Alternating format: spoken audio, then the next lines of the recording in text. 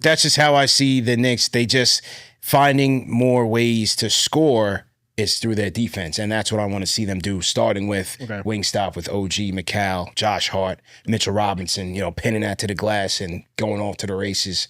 That's how I think they could be a championship team. So assuming this all goes chalk, right? We get to Boston next round. Boston makes it through, and then Detroit makes it to the ECF and get past Boston. Which series are you looking forward to the most? The Detroit series or the Boston series? Detroit. Yeah. Detroit. That's going to be the one that tells me everything I need to know going into the final. Yeah. I'm gonna feel like I'm on top of the world if we got on top of them and we beat them the way we're supposed to beat them, and we get into the finals. You feel like Cade is back to 100%? It's hard to say, man, because he just came back late, So you're gonna have to see how he fares through the first round and through second round as well. Yeah. All right. So we're gonna do a little quick fire segment now, right? So we're gonna ask you some questions, one word responses or one short phrases. All right. So ready for this? Mm-hmm. The Knicks will win the championship if. One word? No. It's phrase. This one's a phrase. If both Brunson and Towns are averaging northwards of 20 some up. We saw some of the two-man game come alive at the end of the year. I was like, hallelujah, because we didn't see that all year. So I was like, all right, they're capable of playing the two-man game because everyone else does it. Right? Yeah. So the one player who is a non-negotiable for a deep run is OG Anunoby. Okay. The biggest threat that ends the Knicks season is Cade. Okay. Mikal Bridges in the playoffs. Trust or question mark? Trust. Okay. Finals or bust, yes or no? Yes. Okay. All right. These Knicks are built for the playoffs. All right, man. I appreciate that. So that was so look, going back to before we ask you the final question, I think for me, I know we asked you who the X factor is, but for me, the true X factor is going to be between two players. I'm going to cop out. I think Mitch needs to come. That's the reason we kept him on ice the whole damn season. He needs to show up. And OG.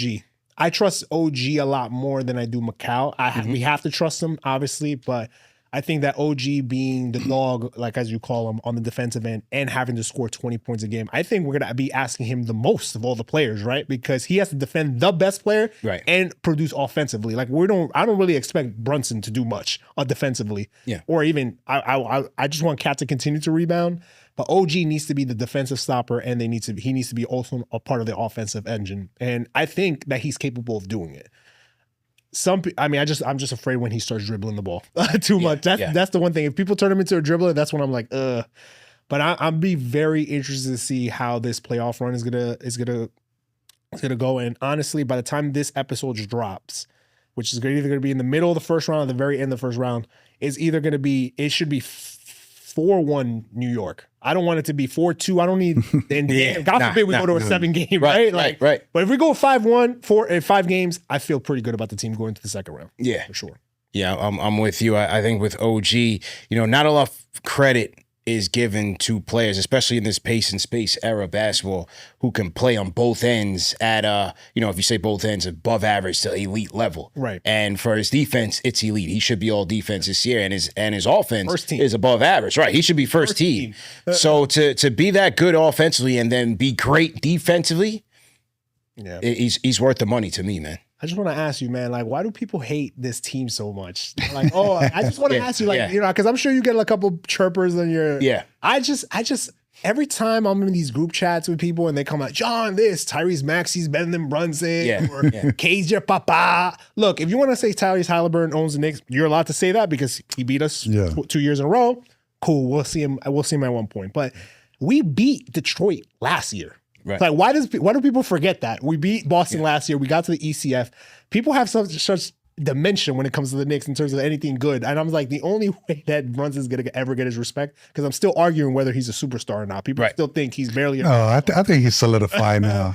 He's solidified as clutch. Yeah, he's solidified. Come on, man. I don't think that's a question. He's a certified baller in the playoffs. For me, playoff performance counts. Like, James Harden, for as much of a choke artist he did win an MVP, so it's hard to be like, oh, you're not a superstar. But like, Jalen Brunson doesn't come close to somebody choking like that in the playoffs. Right? You could always depend on him coming through in the biggest moments. But I just don't understand, man. Like why do people hate this team so much? Like honestly. Oh, they take the team for granted. They take it for granted, man. Yeah. But you know where I started and what I've seen and the amount of trash Knicks basketball that I've seen in a lifetime. And if you zoom out, we've gotten better every year. Every year. We've gotten better. Every year. You know what I think too? It's just a perspective as I thought last year was going to be the Knicks year. And do you think this year's easier? It's always hard, man. Yeah. Playoffs are hard. They're supposed to be hard. Yeah. But you know what it is? I think those first 2 games against the Pacers, it brought back so much trauma and so much bad vibes. The Reggie nightmares and the choking and the way that they lost those first 2. I think it kind of erased all the good vibes that had come before that. Yeah. So people are kind of waiting for the shoe to fall. Yeah, and people didn't expect that, especially from Halliburton, how he played. And they had that game won. It's crazy. They had that game won, man. I remember I stepped away thinking we were good. And I'm watching with somebody in the living room, and they're like, I can't believe we just lost. I'm like, what are you talking about? We just lost. Yeah. Because Nembhard decided to turn into prime Steph Curry. Right. That's another thing I'm scared of because we're terrible from defending the 3-point line. Yeah. I don't need to see Nickeil Alexander Walker going for 75% of the 3-point line. That's the one concern I have. Will they tighten up the 3-point line? They have to.